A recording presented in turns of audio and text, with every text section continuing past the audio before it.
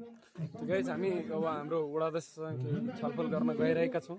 वडाध्यक्षको भनेर सुनौ।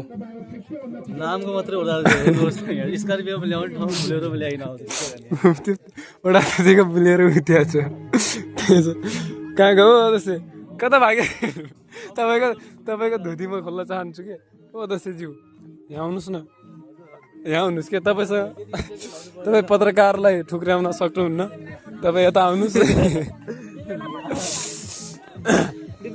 मेरो पछि किन लाग्नु मलाई घुसुस चाहियो होइन, तपाईँको एउटा भाषणहरू जनताहरूलाई भन्नु पर्यो। तपाईँ हामीलाई भोट मात्र हालेर हेर्नुहोस् न, हामी तपाईँको घरमा धार्दा होइन हेलिकप्टर बस्ने हेलिप्याड बनाइदिन्छु, अरू के चाहियो कि कस्तो? अनि यो पत्रकार छ नि यसलाई साँझ मेरो घर पठाउने व्यवस्था म आफै।